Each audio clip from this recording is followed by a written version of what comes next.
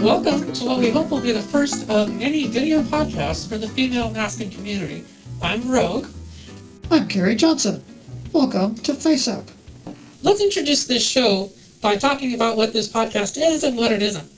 This is a podcast for the female masking community. There are a lot of us out there who would like to share what we do and learn from each other. And the internet is a wonderful place to be able to connect all of us and share ideas. This podcast is supposed to be a positive podcast. You'll notice we use the word up quite a bit. What we don't want is just a series of hate messages left on our comment board. We just want to get information out there and share for the female masking community, the people who inspire us to do things like this. And we don't really want to have all the negative comments that can come from that after. So realize up front, if you do choose to post those types of comments, they're just going to get deleted. Don't waste anyone's time. I've wanted to do a show like this for some time. Originally I thought it'd be really good to do as a live stream, but we're both really busy, and I'd want to actually have slightly more talented presenters if they're going to go out live. But we're a very low-budget show, so you're stuck with me. I think Rogue is great, and we hope you'll stick with us with this one. So the first segment that we're going to start with is Face Up, when we talk about what we've been up to. Some of you might remember that I ran a website from 1996 to 2006 called Rogue's Refuge, where I shared lots of the female masks that I created in costumes. Kerry and I were part of a trio of people that we casually called ourselves the Three Masketeers. It was Kerry, myself, and Marty. And we would go out and be seen in public and even ran a few conventions back in the late 90s. But from about 2006 on, I decided to stop sharing. I just wasn't getting any feedback.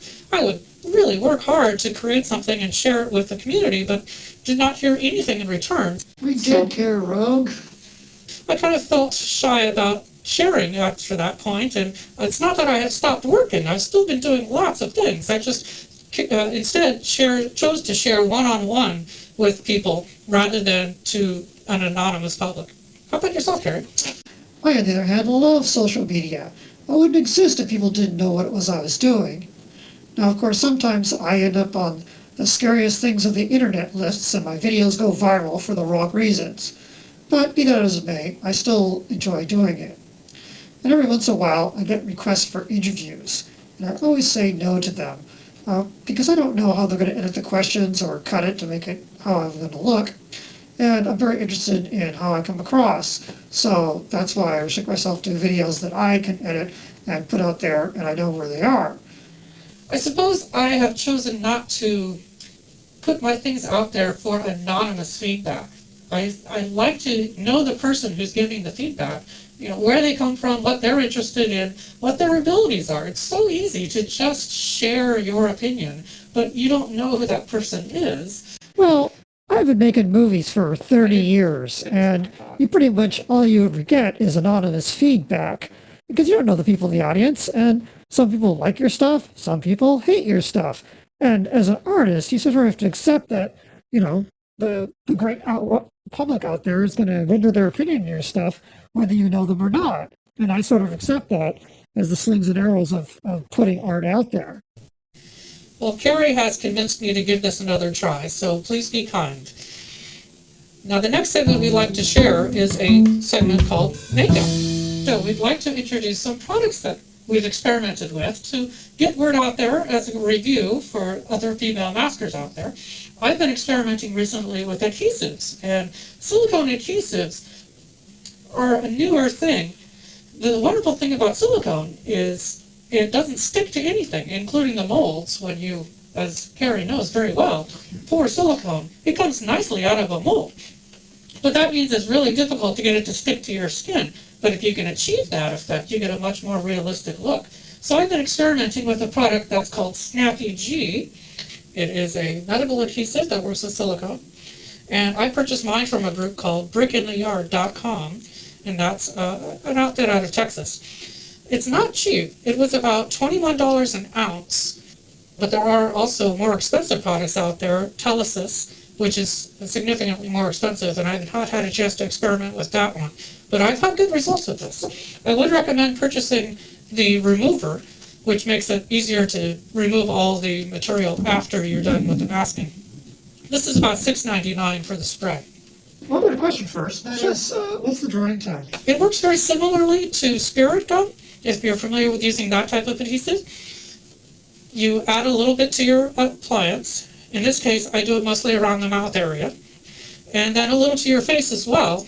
And you put it onto your face and move it around just a little bit. And in about 2 to 3 minutes, it's firm and it won't move. But it doesn't completely dry. It's always a little tacky. So you should be aware that throughout wearing the mask, you may need to readjust every now and then.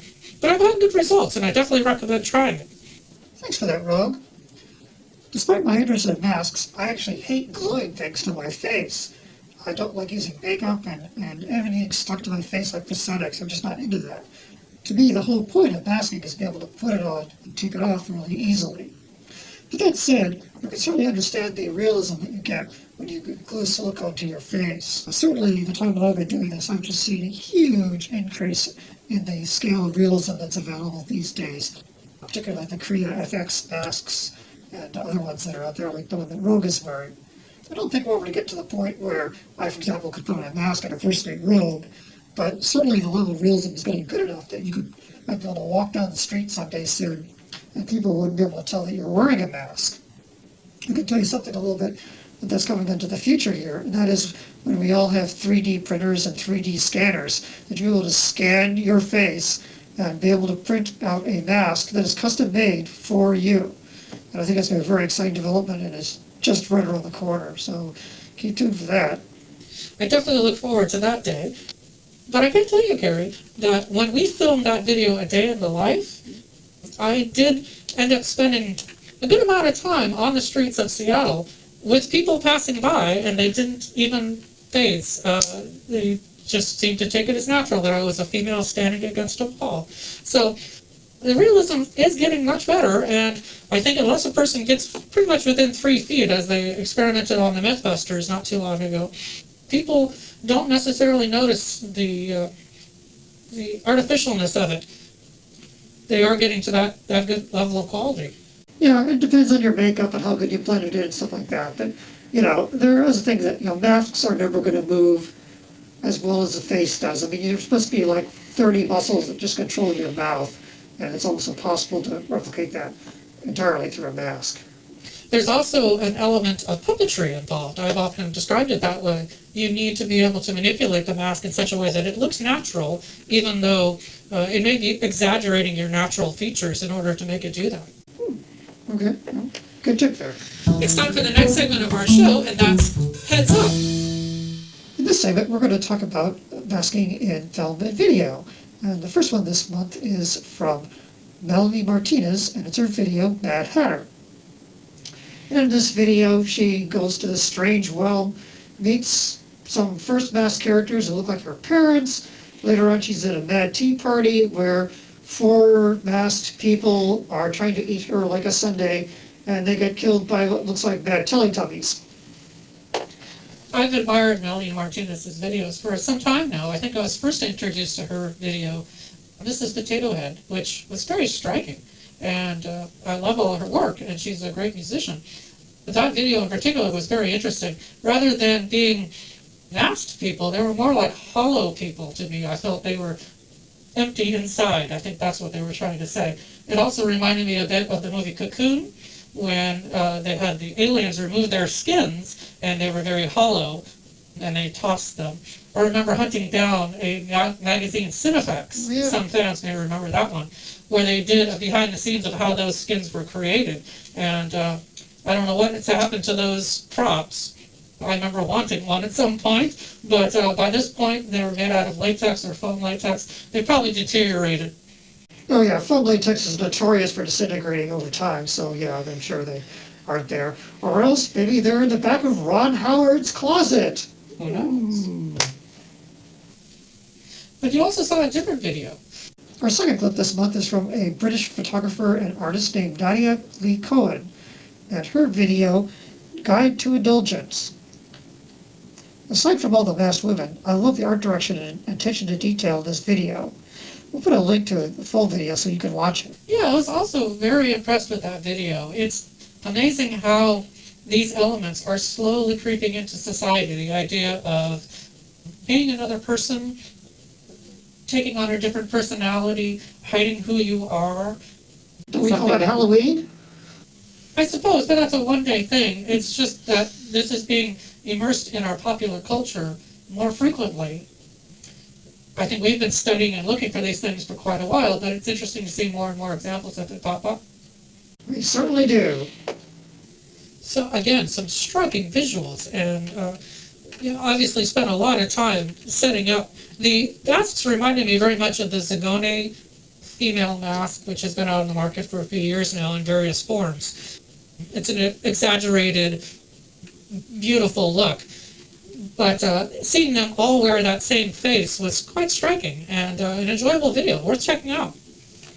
It is just exciting as well just to see lots more female mask videos out there from fans or from popular entertainment. It seems to be a topic that is coming up more and more. I've seen it on some mainstream shows. People are seeing them all the time. I recently saw an episode of Ash vs. Evil Dead, Season 2, where they had a character who uses other people's skins and faces. So the concept is definitely getting out there more, and maybe the technology is allowing that type of effect, and so the writers are realizing they can do that. I'm not sure. Definitely a lot coming from Japan as well. Thank you, Japan. Unfortunately, a lot of stuff's being done with CGI nowadays instead of real appliances, so it's always nice when someone goes old school, like that recent episode of Jane the Virgin where they actually had a prop mask. Yes, definitely. We are on the side of wanting to do an actual prosthetic versus a digital.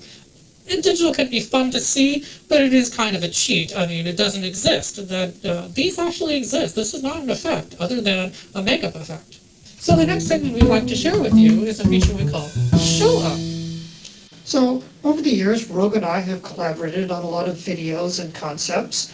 We did a superhero romp called Made in China. It was almost 20 years ago. And then a film noir still series that we did.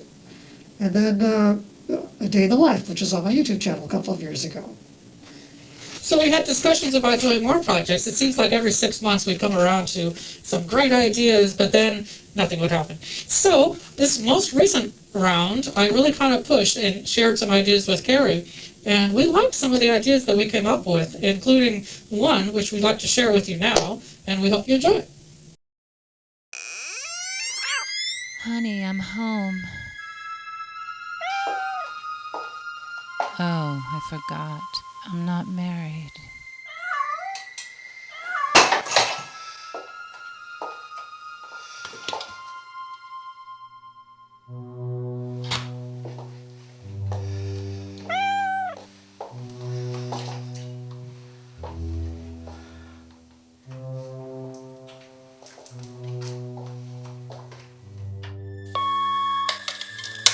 Selena, this is your mother.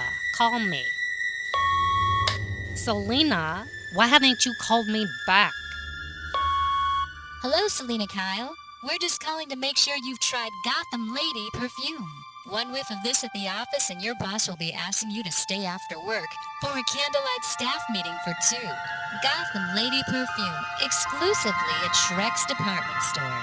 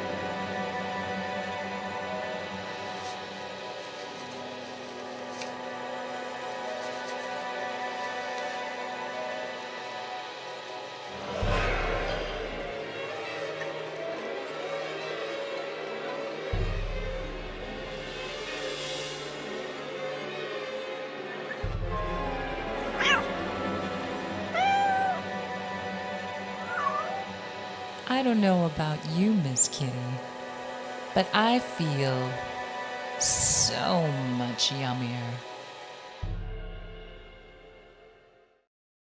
Let's talk a little bit about the making of that in a segment we call All Dolled Up. Mind if I set this here? You look great, Catwoman. Thank you. Thanks for coming. Happy to be here.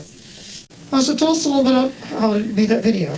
Well, I'm a fan of a movie that came out a few years ago called Be Kind, Rewind. And the premise of that is some gentlemen are working in a video store and all their videotapes get accidentally erased. And in order to keep the business running, they had to recreate the movies using no budget. And the result was so charming. I really liked that movie and the spirit behind it. And I thought it might be fun to try recreating a scene from a film that I like, Batman Returns, in which Selena Kyle turns into Catwoman. Yeah, you might remember that Tim Burton movie from 1992. So what were some of the challenges in remaking it? Well, it's a very big challenge. It may look simple, but boy, getting all those elements together was quite a bit of challenge. As you know, you helped me. And we did several takes of each shot and making sure we got the right thematic elements in there, even though we didn't have the sets, we couldn't use the music.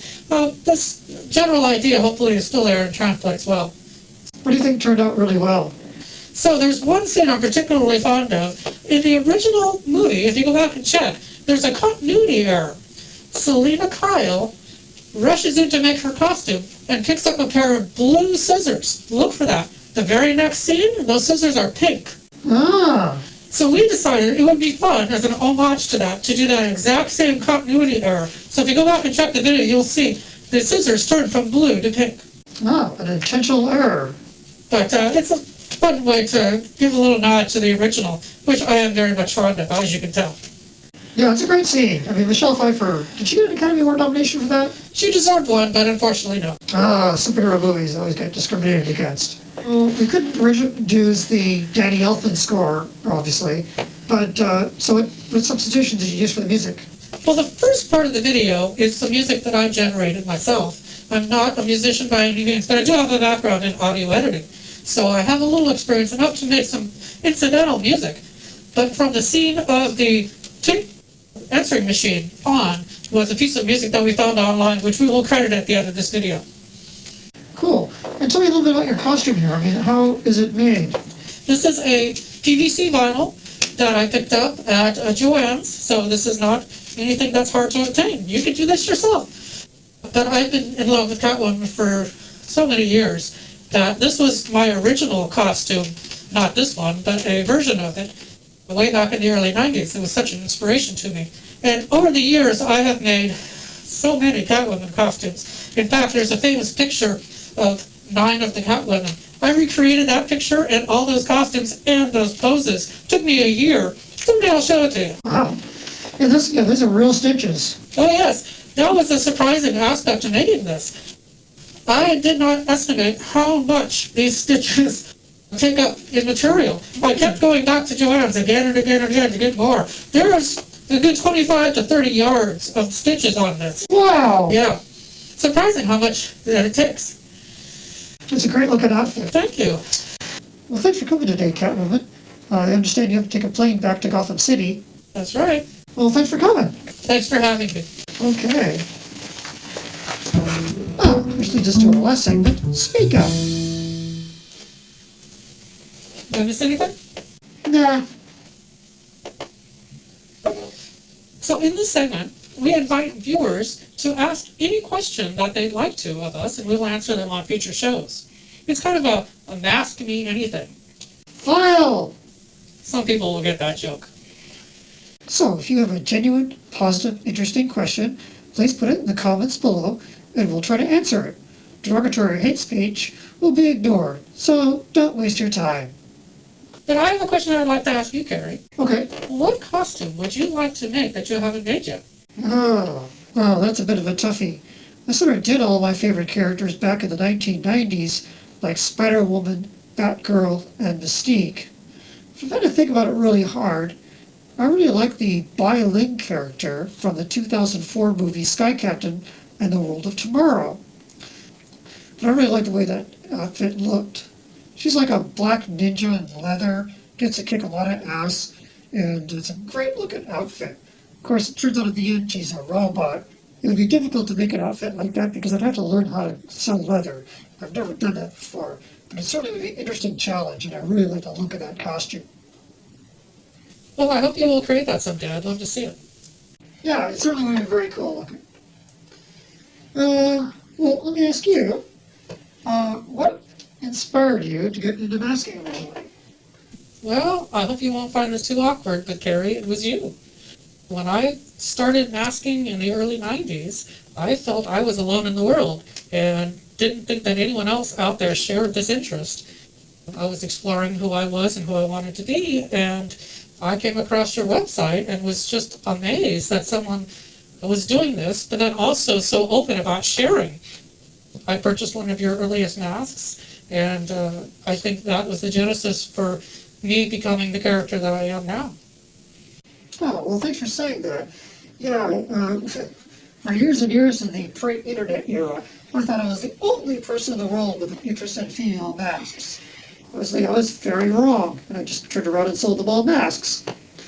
But I think I just sort of came around at just the right time. I started making my own masks in 1995, which coincidentally was the same year that the World Wide Web exploded. And being the shameless show-off that I am, I was like, I have to create a website, which is probably the one that you saw way back when. And some of you out there often tell me, oh, I remember your old website. So I'm glad that people got inspiration from that. Again, I thought I was the only person in the world that was interested in this sort of stuff. So we invite other viewers to send us questions. You can email Kerry at her website, or you can just leave a comment below, and we'll answer the best questions maybe on a future video podcast. And don't be crude or ask inappropriate questions. We aren't going to read them, and we're just going to delete them. So imagine you're asking your mom a question. Be nice. We'd also like to take suggestions for future segments on future video podcasts. So if you have any good ideas, please share them with us. Keep in mind, we'd like to keep the theme of up, so if you have something appropriate to that, feel free to let us know. A few of the ideas we came up with. Possible future segments. Talk Up, an interview segment where we interview other female maskers, perhaps over Skype or in person if they can come out and see us. Fed Up, a cooking segment with masked characters. You know, these are fun ideas. We don't know if we'll do them or not. Tell us what you think. Shape Up, a fitness segment, or perhaps also a segment about how to get the feminine look if you're needing a little help with it. Yeah. And possibly one called Stand Up, which could be a commentary or a comedy segment. You know, what appeals to the female masking community? What would you like to see? Please feel free to share that with us. We'd like to know. We'll also take suggestions for future video projects. If you want to see us recreate a different type of video, make that suggestion. Of course, we won't do Silence of the Lambs, so don't waste anyone's time with that one. It has to be something that two people can do, and probably has female characters in it, which is what we're mostly interested in doing. Well, getting cue from the director that it's about time to wrap things up. So I want to thank you for watching, and if you have any comments, please put them here below. And thank you for watching this episode of Face Up. We'd like to do more of these, but we need to hear from you. If you'd like to see more of these types of video podcasts, let us know, and perhaps we will make them.